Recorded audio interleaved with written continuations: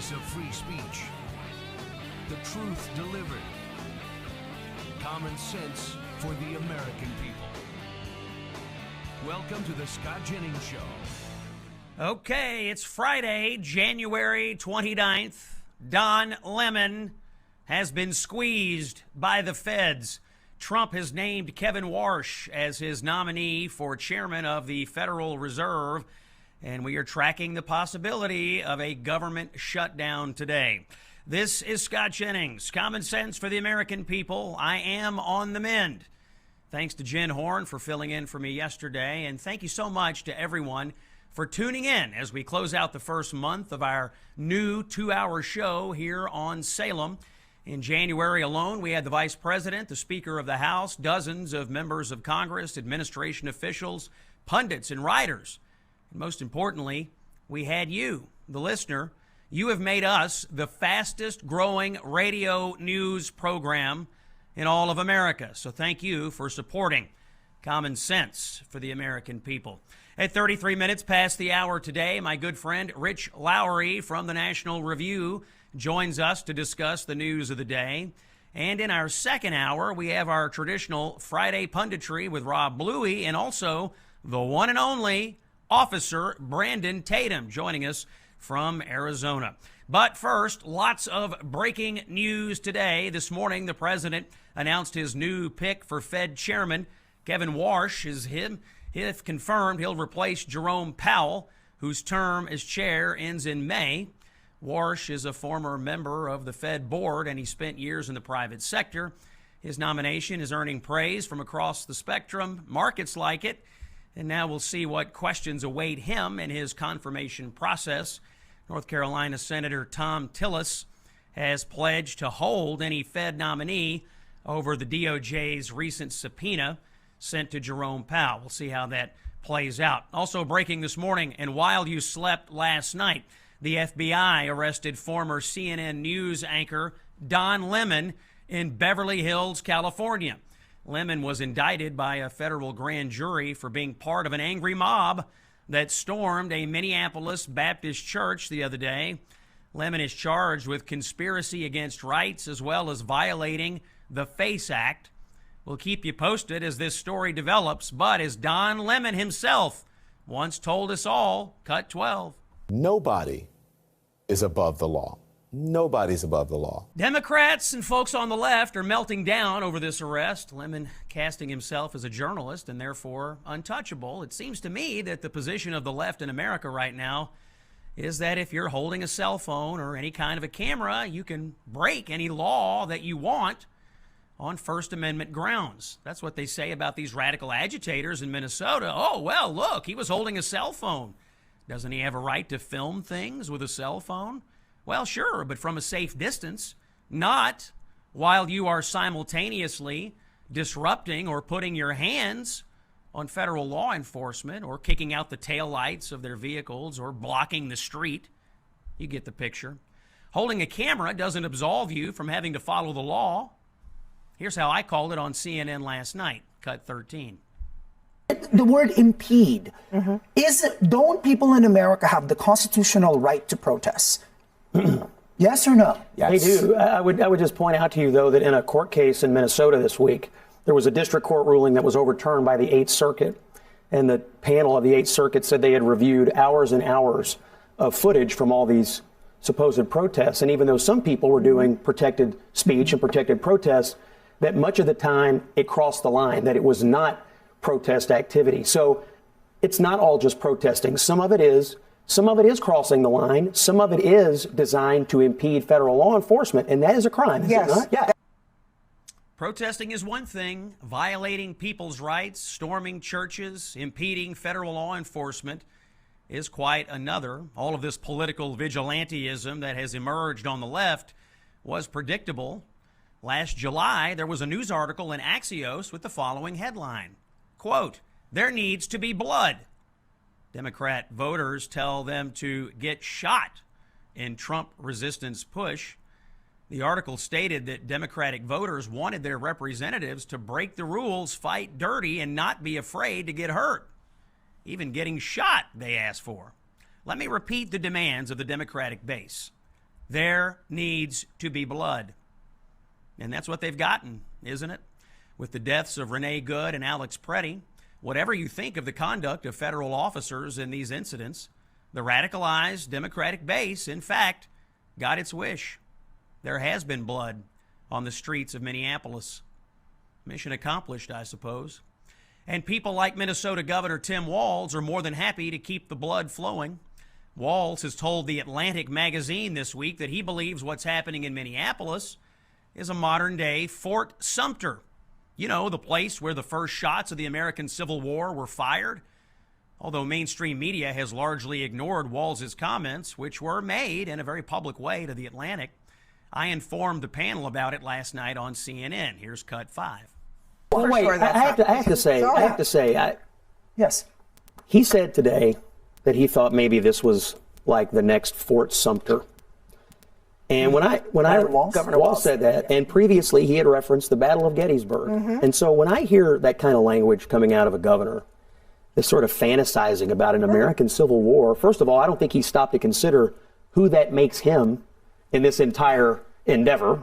Jefferson Davis, spoiler alert. And number two, if you wanted more calm, if you wanted a little bit more cooperation, if you wanted to ratchet things down, you would not be referencing the first shots of the Civil War and maybe thinking that we're in the middle of another one. You agree or disagree? We don't want to get into a debate about political rhetoric, I don't think, because there's too much. Do you like the Fort Sumter language? I don't like it, but I don't like a lot of things that I hear in our political atmosphere. But I just constantly am baffled by when it is directed at conservatives, they suddenly want to clutch their little pearls. And then when they constantly egg and ramp up the... So you do like it? No, I don't like it at all. But what I'm saying is... So are you clutching your own No, what I'm saying is call it on both sides, which I'll never do. See, you only want to react. But then, because like you want to pearl clutch on that side, but when your side doesn't... I don't wear pearls. You don't want to... Are you clutching your own pearls? I will clutch his necklace. Can I give it... Now, previously, Walz had encouraged his radical base to fight like they were at Gettysburg. Now he's invoking Fort Sumter. I used to call this man a buffoon, but it is apparent that he is clearly simply deranged, openly fantasizing about a new American Civil War, and he's casting himself as the Confederacy, I guess. Democrats, I suppose, haven't really changed all that much since the 1860s. Everything the left has claimed about Republicans. They violate people's rights. They are modern-day Confederates. They caused an insurrection. Well, it seems that they themselves have come to embody all of those things. Don Lemon clearly violated the civil rights of the people in that church. It's on tape, really no question about it. And Tim Walz, joined by more than a handful of other Democrats in and out of Minnesota, are clearly wanting to spark a national insurrection against the federal government. This is the modern left. They want blood. They want to break the rules. They want a violent confrontation, complete with casualties and an apparent break with the federal union. All because Trump is the president. And they said that Republicans were the election deniers. Give me a break. This is the Scott Jennings Show on Salem. Common sense for the American people. I have a message for you about wireless service. Here's something that most people don't realize. There is a company you can choose that actually shares your values in this space. They invest in your values, in fact. Patriot Mobile isn't just a wireless provider. They're an activist organization that is funded by selling top-tier cell phone service. They stand in the gap where other companies will not. And Patriot Mobile delivers prioritized premium service on all 3 major U.S. networks, giving you the same or even better coverage. Get unlimited data plans, mobile hotspots, international roaming, and more with Patriot Mobile. And when you switch to Patriot, you'll help grow a movement that fuels the Christian conservative cause. Every bill that you pay helps advance the values of faith, family, and freedom. Switching is easier than ever. You can activate in minutes. You can keep your number. You can keep your phone, or you can upgrade, whatever you want. I just want you to take a stand today. Go to patriotmobile.com/Scott or call 972-PATRIOT and use promo code SCOTT and they'll give you a free month of service. That's patriotmobile.com/Scott or call 972-PATRIOT. Make the switch today. This is Scott Jennings on Salem. When we come back, a case of you get the government that you vote for in Virginia, where Democrats are planning to inflict massive tax increases on the Commonwealth. We'll be right back. Stay with us. Hey, it's Scott. I want to talk to you about our friends at Balance of Nature. You can find them, by the way, at balanceofnature.com. They have this thing called the Balance of Nature Whole Health System. These supplements are perfect for a resolution in the new year. It's kind of tough to stick with New Year's resolutions, and that's why Balance of Nature's Whole Health System supplements are one of the easiest ways to do it. They're very versatile. You do 2 scoops of fiber and spice and mix it easily into drinks, and it adds a warm, aromatic depth. You can also open 3 of your fruit supplements and mix the powder into a smoothie, or sprinkle 3 of the veggie supplements over one of the savory dishes that you're having for dinner. It's called Balance of Nature's Whole Health System. These supplements include 47 ingredients of 100% whole fruits, vegetables, spices, and fibers, perfect for your daily routine. 50% off if you do it now for 1 year when you subscribe to the Whole Health System from our friends at Balance of Nature. Get it at balanceofnature.com. The man who made CNN safe for conservatives again. Here's Scott Jennings. Welcome back to the Scott Jennings Show. Friday, January 30th. Cold day here in New York. Cold all week, actually. I was reading about the aquarium in Long Island, by the way. They had to literally bring the penguins at the aquarium inside. It's too cold, even for the penguins here in New York City. How are the rest of us supposed to function if the penguins can't even do it? All right, more news today. Remember what you were told in November when Democrats won governor's races in Virginia and New Jersey, that these Democrats, the so-called moderates, were laser focused on affordability? Well, let's see how that's going, shall we? Tomorrow marks 2 full weeks into new Governor Abigail Spanberger's reign in Virginia. How is the affordability agenda progressing over there? Let's listen to Cut 4. Here's a list of the many tax increases and proposals Democrats in Virginia are considering passing. They include additional local sales tax in all Virginia counties and cities, new personal property tax on electric leaf blowers and electric landscaping equipment, large employer tax, gun and ammunition tax, new income tax brackets, a delivery tax. This would hit you if you make an order on Amazon, Uber Eats, or an order that includes UPS, FedEx delivery, etc. here in Northern Virginia. There's also a tax they're looking at for events, concerts, an investment income tax, storage facility tax, gym membership tax, dog walking tax, dog grooming tax, counseling tax, digital personal property tax, new car taxes and highway use fees, an increase in the hotel tax here in Arlington, statewide speed cameras. Now, these aren't taxes, but they would include more fines for some drivers, dry cleaning tax, home repair tax, and a vehicle repair tax. Affordability. Affordability, they told us. That's WJLA-TV in Virginia with the report, by the way. But not to be outdone, the new governor in New Jersey, Mikie Sherrill, the other supposed moderate, laid out her plans this week to launch a state government portal to track and report the location of ICE agents. Let's hear from the new governor there, cut number 7.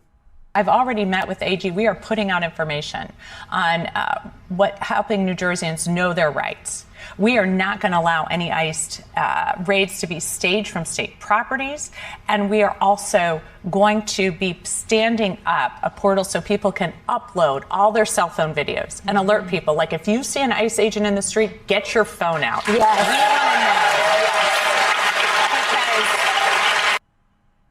Affordability. It's funny, she was making that announcement on Comedy Central. It would be funny if it weren't so tragic.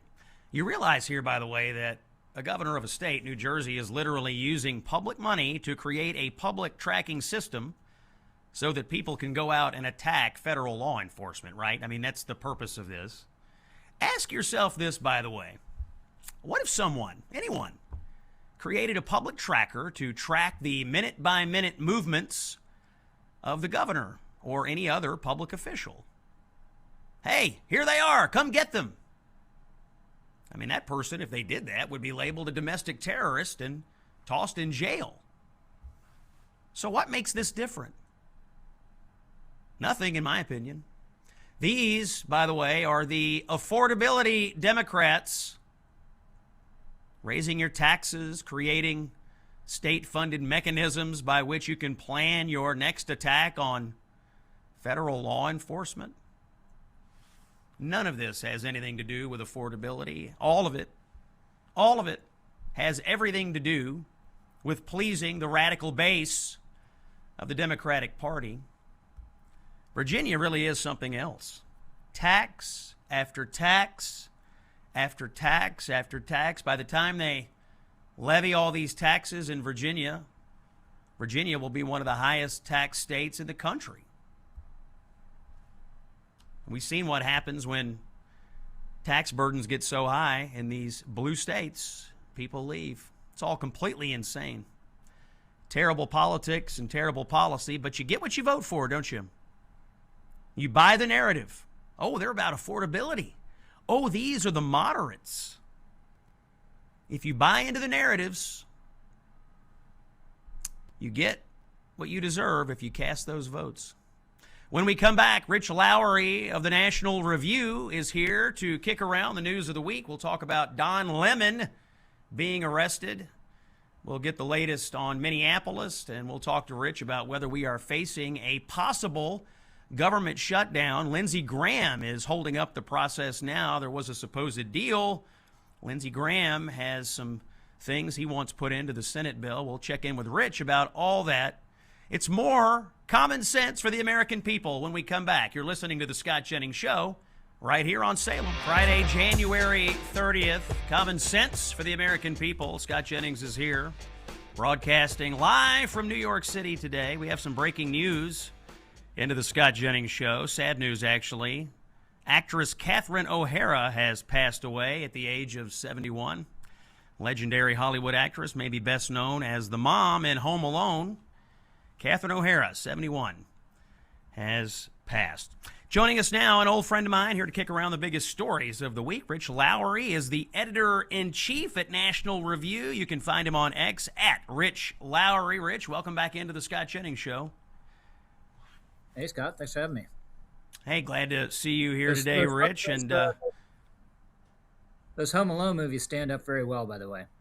They really do. Great movies. Our family loves them, and she was really something else. And she was in Schitt's Creek and in some commercial. I mean, she was a really well-known person. So that's a sad development.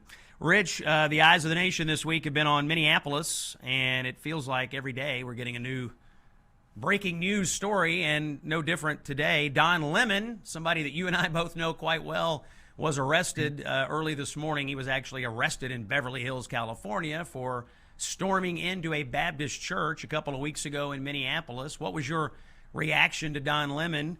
Is this whole journalism defense going to stand up? Yeah, so this has been pretty well forecast, and we had reporting that they tried to get an arrest warrant from a magistrate judge, didn't get it. Apparently now they have a criminal indictment. And look, I think at the very least what he did is reprehensible. I believe he broke the law and entering that church, knew what others were going to do, breaking the law and disrupting that service. And the First Amendment is no protective shield that lets you break the law. It's no protective shield against getting arrested or indicted if you've broken the law. But it will be a defense if there's an eventual trial. So my guess is he's not getting convicted for this, but he stepped over the line. Yeah, he really did. I was talking in the top of the show today about this whole journalism defense and really the broader defense on the left right now. It seems like if you're doing anything, as long as you're holding a camera or your cell phone, the left seems to think that gives you some sort of immunity from breaking the law. They're applying the same thing to these radical protesters in Minneapolis. Oh, well, they're just filming.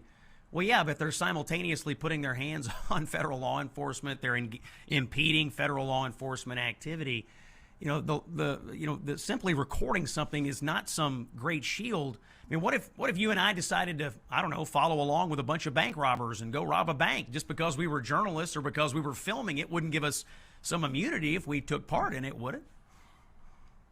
Yeah, someone on X pointed out, what if you're a journalist or citizen journalist and you go in with the crowd into the Capitol on January 6th and you're filming it, and you're talking to the mic. Right. Are they not going to arrest you because of that? Of course they would have arrested you and thrown you to the wall. And you're absolutely right about these so-called observers and monitors in Minneapolis. By and large, they're there to try to disrupt and interfere, which is the opposite of mere observation. And it's very telling that second video that's emerged of Alex Preddy. This was totally unhinged behavior, challenging a DHS guy to fight him and come and assault him, spitting at the car. Spitting is a form of assault. It's less serious against a vehicle than a person, but then he kicks the tailgate out, which is a crime. And then the supposed Gestapo, what do? They chase him and they push him down so they can get in their vehicle and leave unimpeded. They don't even arrest him. And if they had arrested him and he had been charged, he might be still with us today because he wouldn't have been doing a repeat performance on that fateful street last weekend. And he was armed both times. Just incredibly irresponsible. He was lucky something horrible didn't happen the first time around. You know what strikes me about that video? We were just showing it there, Rich, about him, Preddy, kicking out the taillight. No Minneapolis police anywhere to be found. No local cops, no nothing. And you're right, Preddy was not arrested either by the feds or by the locals. I agree with you. Had he been arrested there or somehow cited, I don't know, maybe the next iteration doesn't happen. I tell you, one thing that's become clear is that these protesters are more than just random organic people stepping out on their front porches and filming things. There's obviously a very deep level of organization going on here. They have signal chats, they have WhatsApp groups, they have training manuals. They're obviously being well funded. It struck me, one of the things from Tom Homan's press conference, which, by the way, he was brilliant, is that he said he was aware of these. They're looking into these. I really hope the feds crack down on these highly organized disruptors because they have gone well beyond protest. The 8th Circuit this week actually said this has gone well beyond legal protesting. What do you make of all this sort of underlying organization that we see here? I mean, it's almost paramilitary in nature, the way they organize themselves, the jargon they use. I mean, it is quite intricate. Yeah, they're calling for backup. They're alerting people where they need more resources. I consider it a low-grade, mostly nonviolent form of insurgency. This is meant to expel what they consider an occupying force, which are federal agents enforcing federal law, which is totally legitimate and obviously legal from their jurisdiction. So it's highly disturbing. And it's even more disturbing the mob seems to be winning. I highly admire Tom Homan. I think he's a big professional. I think there was a great press conference he had. But the feds are clearly taking a step back in order to lessen this activity because they've been losing. Every time they shove one of these people, even though the shove might be totally justified. And I think the words you hear most often from agents on these kind of videos is back up, back off, because they want the space because people are trying to interfere. But it doesn't play well. And I think over the last week, Trump has realized that, and he obviously sent Homan there to quote unquote de-escalate. And what's the verb of the hour? Let's talk about Homan a little bit. He did show up in Minneapolis. He did meet with Walz, and he met with Fry. He apparently struck some kind of an arrangement with the Attorney General, Keith Ellison, to get some cooperation on getting these ICE detainers honored in the county jails. I want to play a clip of Homan. Let's do cut number 3, and we can just talk about his press conference in general. Here's Tom Homan, the White House border czar in Minneapolis. I also want to remember the politicians are continually attacking us. Where were they the last 4 years when the number of women and children sex trafficking went all-time high? Where were they when 250,000 Americans died from fentanyl coming across the border? Where were they when women and children are dying making that journey? Where were they when over 4,000 families making that journey died, historic record? Where were they? Not a word. Now we're just trying to respond to what happened the last 4 years and keeping this country safe. And we're arresting a lot of public safety threats, taking them off the streets, which make this country safer. President Trump promised to make this country safe again. And that's what we're doing. I like that part of the press conference, Rich, and I also like that he said, look, we're enforcing laws passed by Congress. You want to protest somebody, go protest Congress, get them to change the laws. We're just here to enforce the laws. It was that kind of matter-of-fact, sort of stick-to-the-fact stuff that showed that Homan needs to be out front more for the White House. Yeah, he has a gruff, commonsensical voice that I think is highly appealing and persuasive. Now, there's a different approach here within the administration where Homan's been on the side, let's go after the worst of the worst. That's what we have the resources to do. That's what's politically sustainable. And then we can do worksite raids and worksite enforcement to try to force more people to self-deport, which is a key aspect of this. And the other point of view that had been prevailing in Minneapolis is wide-ranging raids, not just the worst of the worst. Pick up as many people as you can. That sends a message to all illegal aliens in the country. You know, you want to leave now because you don't want Greg Bovino knocking on your door. And the problem with that message, it wasn't just targeted to illegal aliens. Everyone else could see it, and they didn't like it. So Homan is a different approach. What I fear, though, Scott, is he might be sugarcoating how much cooperation or how well these meetings are going with these officials. Because, Ellison came out and said, I didn't agree to anything. So if Homan can get them actually to hand over illegal aliens from the city and county jails, that'd be great. And get the cops to show up and do some of this crowd control when their mob's out of control, that would be great.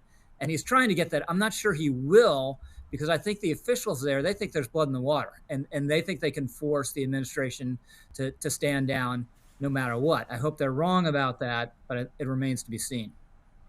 What did you think about Tim Walz casting himself as modern-day Jefferson Davis, saying that Minneapolis is the new Fort Sumter? He originally it was Gettysburg. Now he's backtracking. It's actually Fort Sumter. What about Walz fantasizing about Civil War, Rich? Yeah, well, he doesn't seem to realize that he's in the position of the guys firing on Fort Sumter, on resisting legitimate federal authority and an act of de facto nullification. It's very bad. I think it's shameful. It's disgusting. But the worry has to be here is going to metastasize. You have Mikey Sherrill, new governor of New Jersey, talking about keeping a database of ICE agents so they can be tracked. So we were talking about the street network. She wants to make that official and like a government sort of operation to harass ICE. You've had similar sentiments stated by folks in Seattle. So this is defiance of federal law. It's federal agents enforcing federal law. You might not like the way they're doing it. You might think they should be nicer, but this is entirely in accord with the black and white lettering of federal statute that say if you're here illegally, you shall be detained and held until your proceeding reaches its finality. And we've gotten used to totally violating that law and ignoring it for decades and decades. And now you have these jurisdictions saying, no, you just never can enforce it. Doesn't matter if you want to or not. We're going to resist you. Yeah, these Democrats who are trying to nullify federal law and now taking it a step further, the Mickey Sherrill public ICE tracker, the mayor of Seattle doing the same thing. And you have all these left-wing NGOs out there who are funding, sort of similar kind of tracking operations. And I was wondering in the segment prior, what if somebody set up a public tracker to follow around Democratic elected officials? I mean, if you had people out there setting up trackers and saying, this Democrat senator or this Democrat governor is going to show up at this place and this time, everybody show up and get them. And those people would be labeled domestic terrorists. They would be arrested. They would be thrown in jail immediately. And yet you have these Democrats who are, let's be honest, they want people to show up and create some kind of confrontation with this federal law enforcement. It's extremely dangerous, but it seems like that's really the demand of the Democratic base right now, and it's extremely dangerous. Our guest is Rich Lowry. He is the editor of the National Review. We're kicking around the news of the week with Rich, and we're going to keep doing that. When we come back, I do want to give you, however, a quick word from our friends at Relief Factor. I want to pass along a listener note that I thought was worth sharing. This one comes from my home Commonwealth of Kentucky. A nice lady named Eileen, who is 87 years old, wrote us and said there was a point where walking had become really difficult, and she had thought to herself, well, this is just part of getting older. But then she tried Relief Factor, and now Eileen writes us and says she's walking again. She said she's dancing around to music. Her words were simple. She has, quote, no pain. She started out taking 3 packets a day. Now she's down to 2, and she says Relief Factor has made a real difference for her. This is Eileen from Kentucky, 87 years old. And in my experience, that's what people are looking for in life. Real improvement. Not hype, but real improvement. If you've tried other things and had no success, Relief Factor may be the product for you. Try their 3-week quick start. See how your body responds. Call 1-800-4RELIEF or go to relieffactor.com. Ask yourself, how would it feel to be out of pain? You might get the answers from Relief Factor. More with Rich Lowry on News of the Week when we come back. It's Scott Jennings on Salem. Stay with us. One man standing tall against the leftist mob. Here's Scott Jennings. Friday, January 30th, our special guest this hour, Rich Lowry, editor of the National Review. I encourage you to subscribe to that publication. I have for many years. Rich, we appreciate your service in that venue. Rich, you're tracking the government shutdown possibility in Washington, I presume, and the Senate and the House are working to avoid it. Lindsey Graham has been holding up things a bit, and I'm just reading that Thune thinks they may get it all worked out before dinner tonight. What are you hearing the latest? Are we going to see a government shutdown, or you think they'll get it worked out? I think we may see a very technical government shutdown if the House doesn't get it in time, but I assume the matter with Lindsey Graham will get worked out. And the problem here, Scott, is Democrats really feel as though they have the whip hand on this issue now of immigration and DHS. So they're going to cleave off DHS funding from the rest of the funding bills that need to be passed, something Republicans didn't want to do until this week. And then Democrats are going to push for so-called reforms of DHS and ICE, one of which would totally kneecap ICE, which is the idea that they'll no longer be able to rely on so-called administrative warrants issued by the agencies themselves. This is the way it's worked for decades and decades. These aren't criminal matters. Most immigration enforcement is civil enforcement, and instead have to get judicial warrants, which is meant to totally gum up the works and make it basically impossible for interior enforcement to happen. So Republicans need to resist that at all costs, and I assume they will.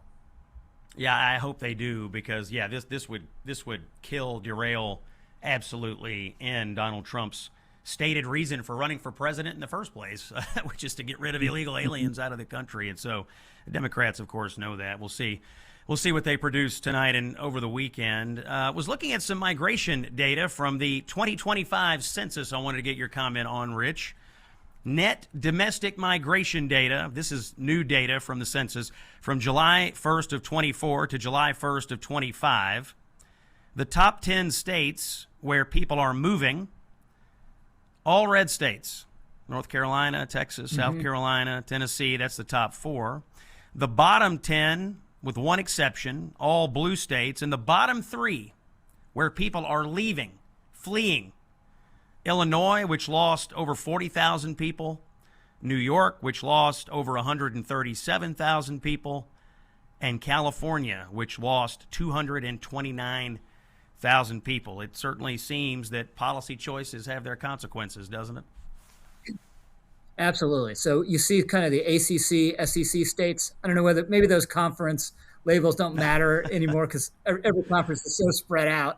But traditional ACC, SEC states gaining, that's a function. A lot of them have nice climates, but also they have a much more better policy mix. And New York and Illinois and California continue to adopt self-destructive policy. But California is just shocking, given how gorgeous that state is, given how many natural resources it has, that they've managed to take major steps towards ruining it and chasing people out of California, someplace that represented the American dream and the really the tradition of the middle class as we've come to understand it, started in certain respects in California. That they've ruined that is just amazing. I've been out there more than usual lately, and it's so beautiful. And you run into people out there who love California, and they're just despondent at what California has become, and now they're chasing all their entrepreneurs out of California. It really is a travesty. Rich, we got about a minute. One final question to you. Foreign policy, still trying to figure out if Trump's going to strike Iran. He's moved a bunch of military assets into the Middle East. Do you think he'll do it? Should he do it? He just maintains, Scott, as you know, this kind of black box deterrent capacity where no one knows, right? No one knows whether whether it means any given threat or not, because he can easily back off and reverse course, which he did with his initial threat during the protest against Iran. I kind of think he's going to hit him again, but who knows? Stay tuned. I guess the question is, if you're in his position, I mean, you obviously have the military capacity to hit them. If I were in his shoes, I'd want to know, if I hit them, will the regime fall? Can you guarantee me an outcome here? Because you wouldn't want to hit them and the regime stays in power, and then all of a sudden it looks like you were ineffective, because his previous moves on Iran have all been very effective, taking out, the head of the Revolutionary Guard, or taking out the nuclear facilities. He's always been very effective against these guys, but you wouldn't want that to change. Rich Lowry is the editor of the National Review. Follow Rich on X. Subscribe to the National Review. It's a great publication, and we are grateful for your time today. Appreciate you coming by, Rich. Thanks so much, Scott. Have a great weekend. All right, we're wrapping up the first hour. The second hour is coming. It's time for Friday Punditry. Rob Bluey is here, and also the officer, Brandon Tatum. Don't miss it. Common Sense coming back after this on Salem. You know something? Universities are kind of a bad deal. 6 figures of debt for a bachelor's degree that signals less every year. 4 years spent navigating ideological rules instead of learning how to think. Grades inflated, standards lowered, dissent punished. We call it higher education, but it's mostly expensive daycare with a credential attached. The University of Austin, also known as UATX, is different, however. Admissions at UATX are based on test scores alone. No essays, no resumes. Nobody cares who your parents know. If you're smart enough, you're in. UATX students turned down UChicago and fled Barnard to complete a demanding great books core, including Aristotle, Shakespeare, de Tocqueville, alongside real math, science, economics, and AI. Classes are small, professors actually know your name, grades aren't padded, excellence is measured and rewarded. From day one, students work directly with top founders, investors, and institutions, building companies, doing serious research, and landing real internships. And here's the part that changes everything. There is no tuition. Thanks to private donors, every UATX student graduates debt-free. You're free to take risks, free to start companies, and free to build a life instead of paying off loans. If you want an empty credential, look elsewhere. If you want a serious education that actually prepares you to lead, apply to the University of Austin. Visit uaustin.org. That's uaustin.org. The voice of free speech. The truth delivered. Common sense for the American people. Welcome to the Scott Jennings Show. Okay, it's Friday, January 30, second hour of the Scott Jennings Show as we close out the week and close out the month. It's been a crazy day already. Don Lemon has been arrested, among many other things. Also, just into the Scott Jennings Show, sounds like they've released millions of files in the Epstein files that have mandated by Congress to come out. DOJ now producing millions more documents. And it sounds like one of the documents contains revelations from Jeffrey Epstein saying that Bill Gates caught sexually transmitted diseases from Russian girls and then suggested secretly slipping his wife, Melinda Gates, antibiotics. That's in the Epstein files today. Nobody can take a day off anymore. It's crazy every day to discuss it all. Plus more. Rob Bluey, the president and executive editor of the Daily Signal, is here. Rob, my man, welcome back into the Scott Jennings Show. Thankful you're here. Scott, it's great to see you, and I can attest that we cannot take any time off. I mean, in Donald Trump's Washington, D.C., I'll tell you, he's got us busy every moment of the day, 7 days a week. I mean, just when you thought you might get an hour reprieve, you've got Bill Gates talking about catching STDs with Jeffrey Epstein. I mean, it's wild here. Let's start with Minneapolis today, Rob, because It seems to me, I mean, we've obviously been tracking the back and forth. Tom Homan is there, which I think, by the way, was a great move by the president. It feels like the local police have been freed up to engage a little bit. That's a good development. It seems Don Lemon's been arrested, which I'll get your thoughts on in a minute. It seems to me one of the big issues that is still hanging out there is how these radical agitators are being organized and how they're being funded, and whether anybody's going to be brought to justice on this. We have some new audio from the president. He just said this a little while ago in the Oval Office. He has confirmed that his Department of Justice is zeroing in on the people who are funding this insurrection in Minneapolis. Let's play cut 15, the president. Pretty much, we're getting very close to it, but we know pretty much who's funding this stuff. These are paid insurrectionists, paid troublemakers. But I was elected by a landslide. I won every swing state. I won the popular vote by a lot. I won everything. I won everything. And I was elected by a landslide on law and order and on strong borders. We had a border that was so bad, so open, where 25 million people came in over a period of 4 years, and now nobody comes in.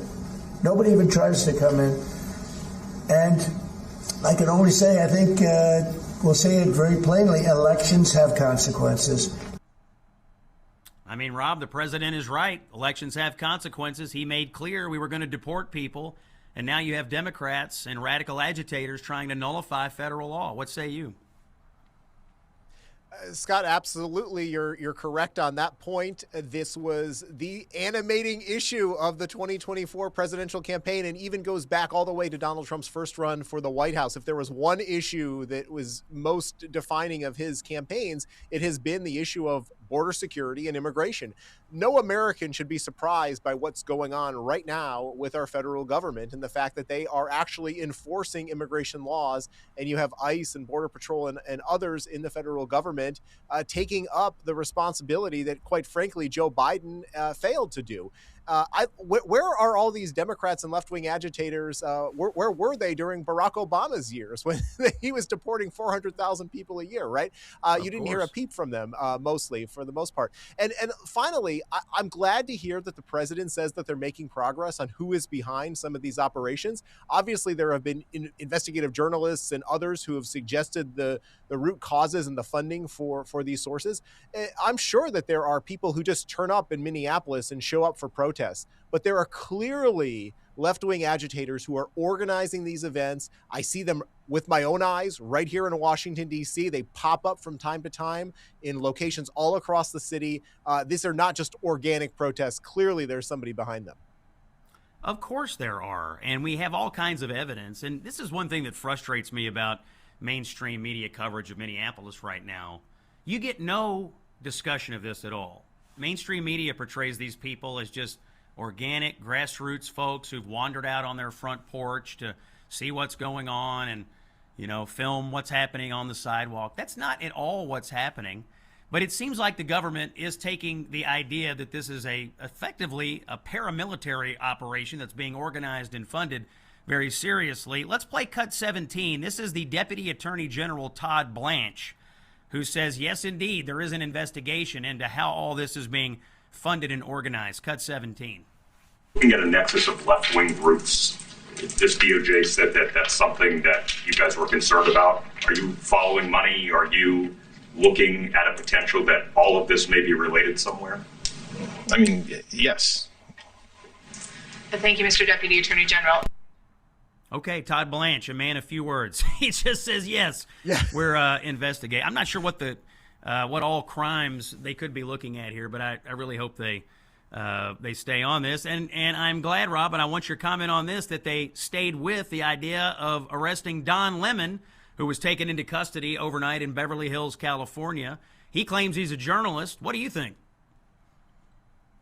Yeah, well, he was, perhaps when he was working for CNN, but clearly I think what he was doing in this particular case in Minneapolis was serving as more of an activist than a journalist. And based on the video footage that he was recording prior to the incident at City's Church and things that he had said over the course of the previous weeks and even subsequently, clearly Don Lemon was not behaving in the way that a typical reporter might. who was embedded with the situation that eventually disrupted the church service, left children and parents frightened, and really prevented those who were at church on that morning to worship Jesus Christ as they intended to do. And so I'm glad to see that the administration is holding him accountable. We'll ultimately see how this plays out in a court of law. But let's not forget that this was a grand jury that approved this indictment. So it's not that this was just some rogue actor that decided to go after Don Lemon. No, this actually went through the legal process as it should have. And so I know that those on the left and those that were probably supporters of Don Lemon will react with hysteria, as they so often do. But I'd also like to point out, where were all these voices when Andy Ngo was arrested, or Steve Baker, or when Joe Biden's White House kicked the Daily Signal out of the White House press briefing room in 2023? Not a peep. And so it's such hypocrisy on their part. That's Rob Bluey. He is the editor-in-chief of the Daily Signal, joining us for a little Friday punditry and commentary. Rob, we're going to take a quick break. When we come back, I want to shift gears to Venezuela. You had a conversation this week with the head of the opposition, Machado, in Venezuela. I want to get your impressions of that conversation, among other things. I also want to talk to you about the tax increases that are coming to you as a Virginian, thanks to these Democrats who won the election out there. We are going to take a break, and we're going to start with a word from our friends at Child Help. I want to tell you a story about a situation that Child Help sees all too often. Starts as a game, kids logging on after school, talking with their friends, having fun, then someone else joins in. At first, doesn't feel wrong. It's just compliments, curious questions, someone paying attention. But over time, the messages get personal, then private, then secret, and then uncomfortable. This is called online grooming. It doesn't happen with overt force, but with the building of trust. And by the time a child realizes that something is wrong, they get scared. They get too scared to tell their parents, scared they'll be in trouble. They don't want to lose their devices or their friends. And this is where Child Help steps in. Child Help's life-saving programming focuses on prevention, education, intervention, and treatment. It helps kids recognize grooming behavior before it turns into abuse. Child Help is somebody that I support. I know them.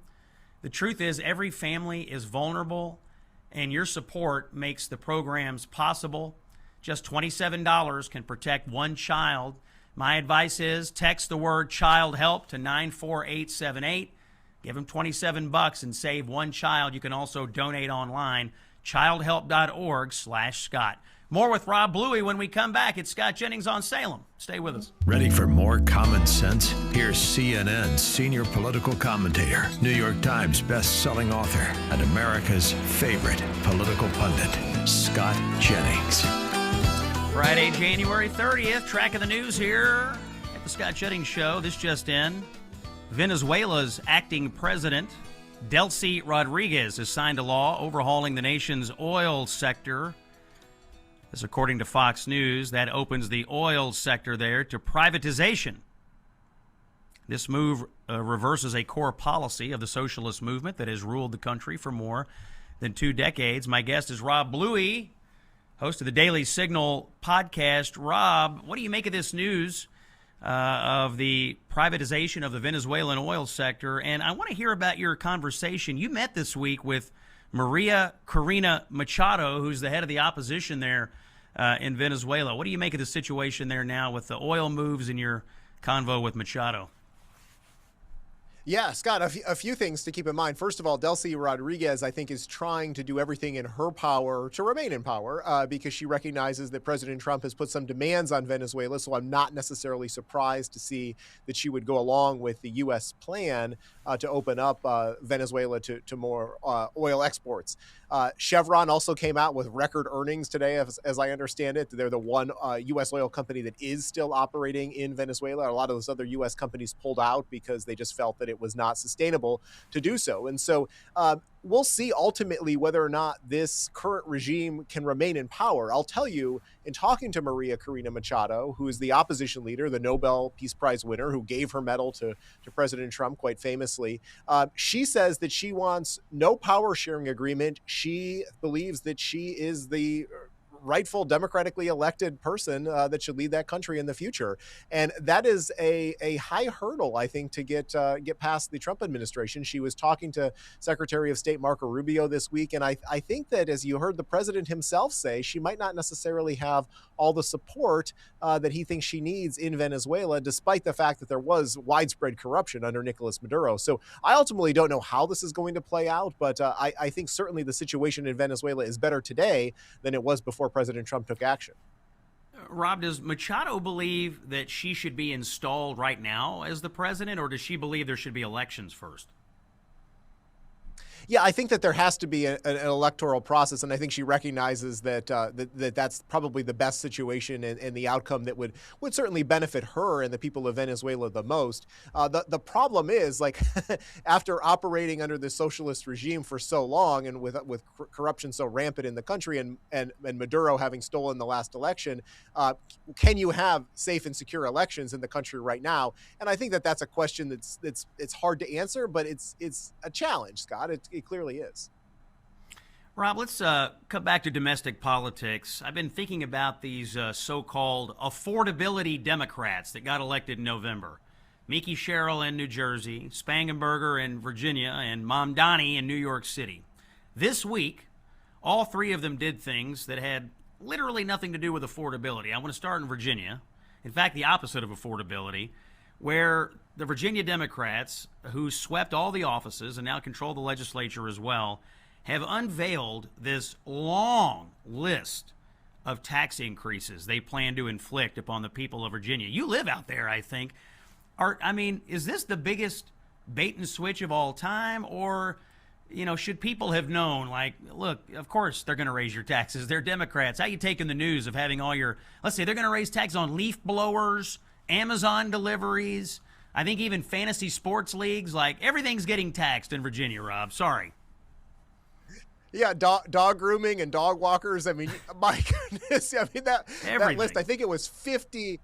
There were 50 things on that list that Democrats have introduced bills to raise taxes on, including the local sales tax, which is going to affect everyone, obviously. Look, I'm not surprised, and I don't think anybody who is probably listening to your show or reading the Daily Signal will be surprised by this news. We knew that Abigail Spanberger would say one thing in front of the cameras and on the debate stage and do something completely different as governor. Quite frankly, that's that was her reputation in the U.S. House of Representatives. She was always portrayed as this moderate, despite the fact that her voting record was to the far left. And so, yes, it's quite ironic that they would run on the issue of affordability and now be in a situation where they're proposing all of these tax increases. And Scott, one other important thing that's not included on that list of 50 tax increases is her decision to re-enter this regional greenhouse gas initiative, which is basically this cap and trade type of system, which is just going to jack up electricity prices for Virginia residents. And Virginia's already dealing with significant electricity demand because it's the number one state for data centers. Unbelievable. Yeah, everything they're doing over there. Well, I guess the folks of Virginia, you get what you vote for. They'll learn that they have voted for something very terrible, as they will in New Jersey, as they will in New York City. Rob Louie with the Daily Signal. Thanks for coming by. We'll see you again here in a couple of weeks. We'll take a break, and when we come back, I'm so glad to have this conversation with my friend, the officer, Brandon Tatum, is here. It's Common Sense. Stay with us. The very definition of never back down. Here's Scott Jennings. Friday, January 30th. It's Casual Friday here in the New York studio. Scott Jennings, Common Sense for the American people. It's time for Friday Punditry. And my guest this week, I'm so excited about this conversation.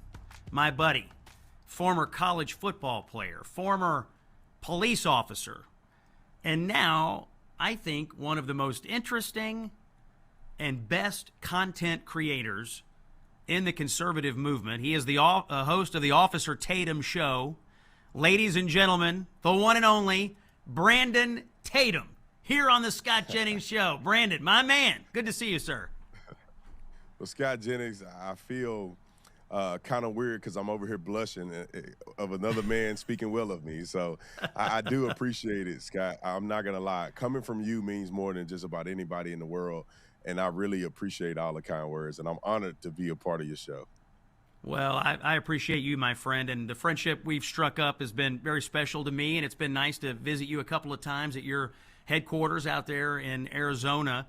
And your take, I think, on what's going on in the world is so refreshing. It's a very real world, a very common sense approach, and there's no wonder why people are attracted to it. The way you do it, the way you present yourself, it's very well done. And your voice, I think, has just become so important on the American right. And I want to get your thoughts on some things going on in the news that are really specific, I think, to your background. You were a police officer in Tucson, Arizona, before you got into your current job and profession as being a commentator on the right.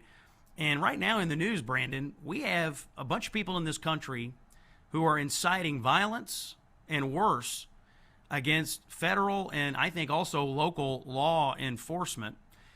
When you watch what's going on in Minneapolis, when you hear these Democratic officials calling cops, Gestapo, calling them the Nazis or worse, when you see these radical agitators in the street, as someone who wore the uniform, how does all this strike you?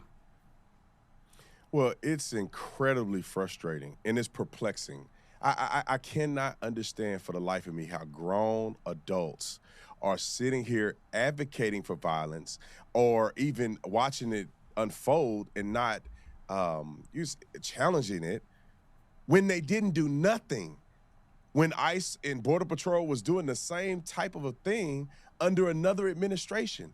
I cannot believe grown people are crying on television, Scott, crying as if they're just so perplexed that our government is actually following the laws in which we voted for. It's mind-blowing. I don't know if they're evil or stupid or both. It's perplexing to me. And it is frustrating because they act as if the men and women who wear the uniform on the Border Patrol or ICE or even local law enforcement are not also Americans, are not also patriots, do not also believe in the First Amendment, and is sworn to protect and serve with their lives and uphold the Constitution. I don't know where they're getting their reason from, but it's a shame that they're doing law enforcement and men and women who are serving with their lives this way. Yeah, I totally agree with you. I want to ask, when you were an officer in Tucson, what kind of interactions did you have with ICE? And also, what kind of enforcement interactions did you have with illegal immigrants? Because I assume they're in Tucson. It was fairly common being close to the border. Give us a little perspective as a former officer about what these law enforcement personnel are going through as they're simply trying to enforce existing federal immigration law. Well, Scott, when I was a cop, it was very different. Like Chief Villasenor, who was the chief of the Tucson Police Department at the time, we worked together with Border Patrol and ICE to get criminals off the streets. It was very simple. They had the SB 1070 checks. And that means that if we encountered a person who admitted that they were illegally in this country, or they spoke Spanish or could not speak any English and had no documentation, we had the ability to contact Border Patrol or ICE, and they'll run a check and see if that person is someone that they want to talk to. That's it. And if the person were to get arrested for a municipal crime or a crime that was prosecuted by the state, not the federal government, we will take them to the jail and put an ICE hold on them, which means they will remain there until their identity could be verified, so that we made sure this is not a fugitive or somebody wanted for murder somewhere. We had a easygoing relationship. We are also law enforcement officers, even at the municipal level. We don't stop enforcing the law because somebody's illegal alien. We work together with Border Patrol. And it bothers me that, well, I'll put it this way. ICE and Border Patrol are deployed all over the country. Right. We have no issues in 99% of the situations. So other jurisdictions are working with them in a very reasonable and practical way. It's just Minnesota and these sanctuary cities that do not want enforcement of federal law to go on at all. They want illegal aliens to be able to do whatever they want to do, use as much taxpayer dollar, and ultimately be a future voter that they wish that they can lock in with amnesty. And so it's not even about the enforcement perspective, but we worked with Border Patrol all the time, being a border state, and it was a great working relationship. And I'll add this one thing, Scott, is that we knew, and Chief Villasenor knew, that it's better that we get the people off the streets when we first make contact with them or when they get to the jail, so that ICE doesn't have to come into the community and interfere with the day-to-day work that we're trying to do as municipal law enforcement officers. Well, what you just said is the critical issue. You can either have cooperation in the jail or you got to go get them in the community. And that's the real problem in Minneapolis. There's no cooperation, so you got to chase them down on the streets, which requires a lot more manpower. I want to play for you a clip of the mayor of Minneapolis. His name is Jacob Fry. He's an honorary Somali pirate. Let's play cut 2 about the fact he won't cooperate. Here's Fry. Define your definition, Mr. Mayor, of what a sanctuary city is and how you feel about sanctuary cities existing in this nation. Well, there's this terminology around sanctuary city. Put that aside for a second. I'll tell you what we've got in Minneapolis. What we have is something called a separation ordinance. And what the separation ordinance says is that we do not enforce federal immigration law. We do not have our police officers, our public officials working with any federal agency on federal enforcement of immigration law. Brandon, it sounds to me like the mayor of Minneapolis is perfectly fine if violent, criminal, illegal aliens, some of the worst, drug traffickers, murderers, rapists, pedophiles, gangbangers, are roaming the streets of Minneapolis. It sounds crazy to me. Scott, that's exactly what he's saying. He's also conflating and trying to gaslight the public. No local or state law enforcement officer has the jurisdiction to enforce federal law. That's not even on the books.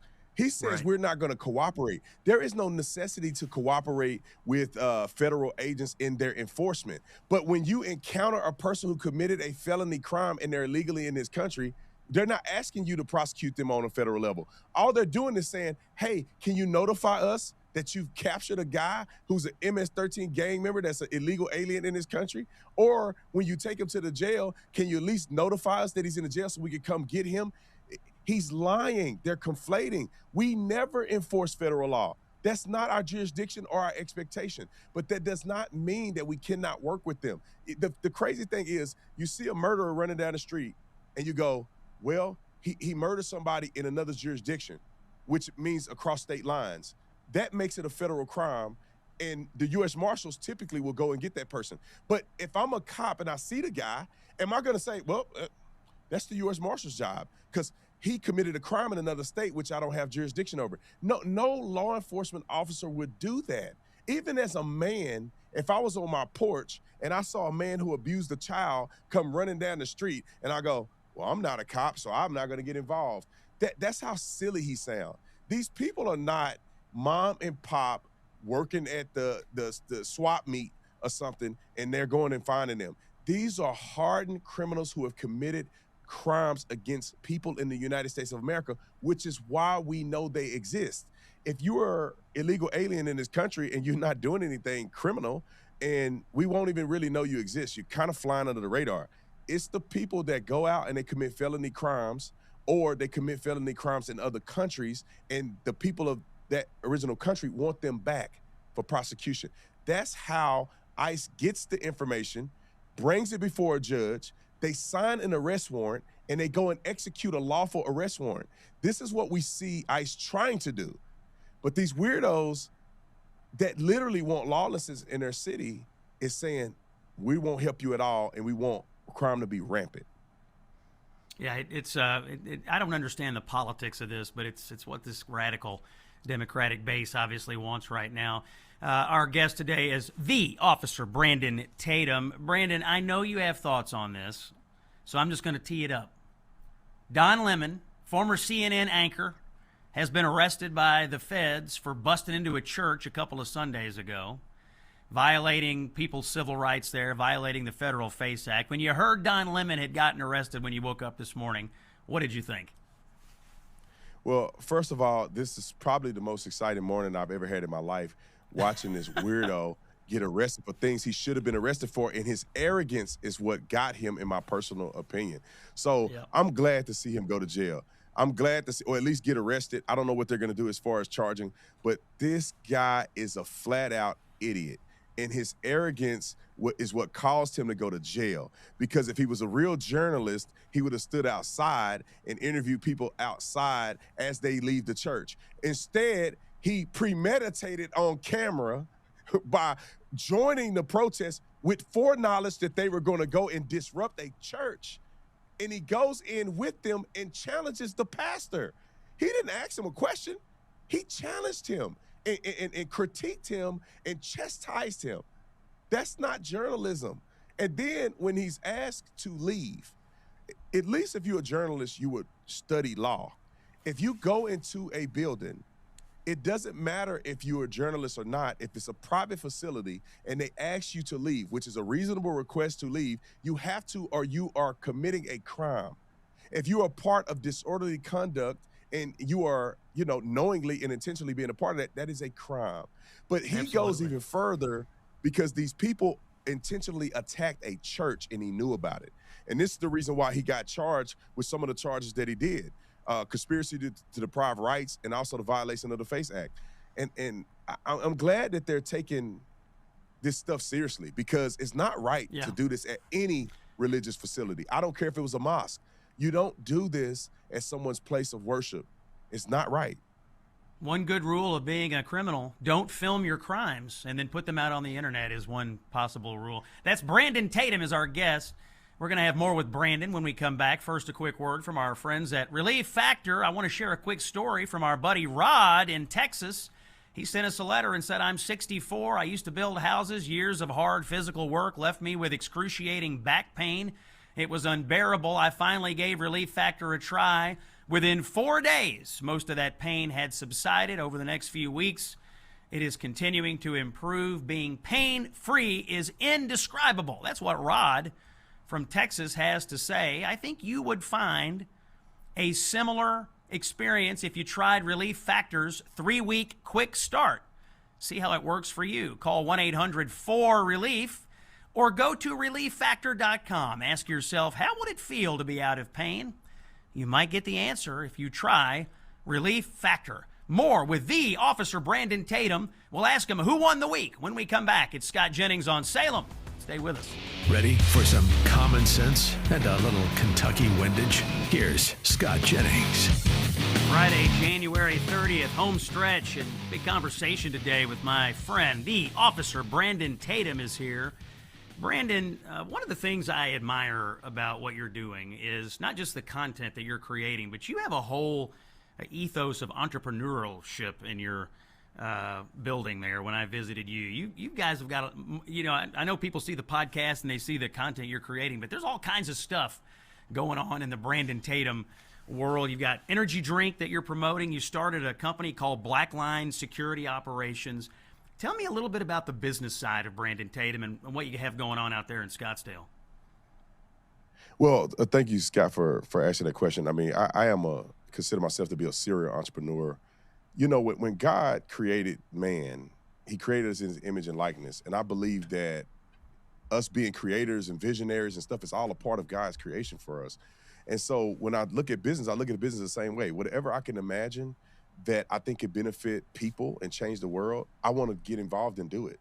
And so we do tons of different things here. Like we literally got an energy drink, a sleep drink.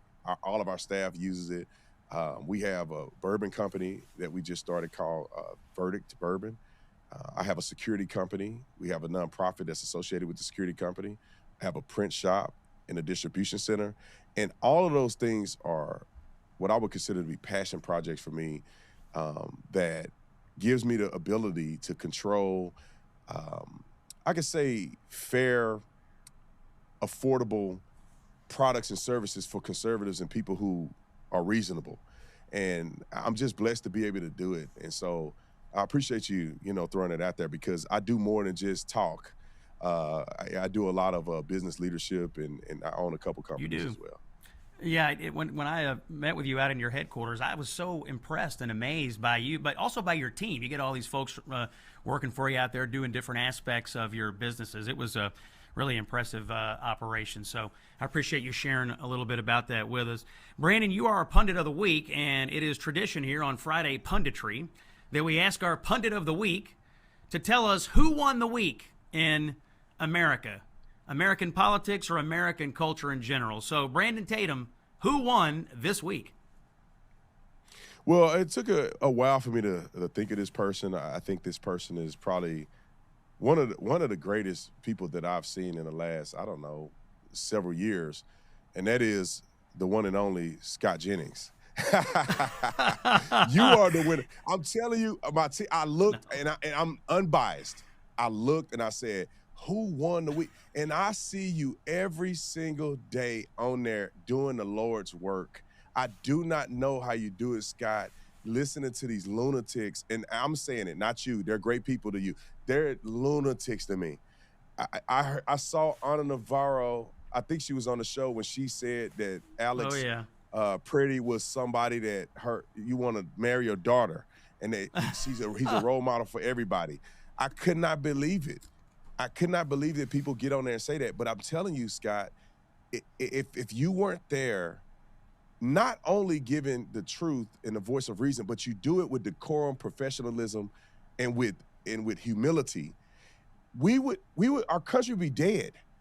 They with no impunity. They literally get on there and say the wildest and craziest and nonsensical things that I've ever heard in my life. And it's always come back to you where you go, I don't know what you guys are talking about. Like, here's the reality and common sense. So without buttering your toast too much, I think, Scott Jennings, you are the winner of the week. All right. Well, you're officially invited back for every Friday for Friday Punditry, Brandon. I appreciate that. So you pick the winner. It's my job to pick the loser. I considered Don Lemon. I considered Tim Walz. I considered Cuba. I considered the Hall of Fame voters who snubbed Bill Belichick. But I think I'm going to go with Stephen Colbert. Let's play Stephen Colbert, who said on his show this week, well, you got to hand it to the Nazis. Here's Stephen Colbert. Bavino went on complaining. Look, Dana, they're trying to portray Border Patrol agents and ICE agents as Gestapo, Nazi, and many other words. Yes, do not compare ICE or Border Patrol agents to the Nazis. That's an unfair comparison. The Nazis were willing to show their faces. Stephen Colbert, ultimately the least funny and most useless comedian in America, even more useless than Jimmy Kimmel, Brandon, but he is my absolute loser of the week. Brandon Tatum, you've been great. Thanks for coming by. I will see you in Arizona, I think, in a few weeks. I can't wait to see you again. I know you got a new ride. We're going to take a ride together. It's going to be a lot of fun, and we'll have a great conversation. That was Brandon Tatum. I'm Scott Jennings. The week is over. Enjoy the weekend. See you Monday. Common Sense.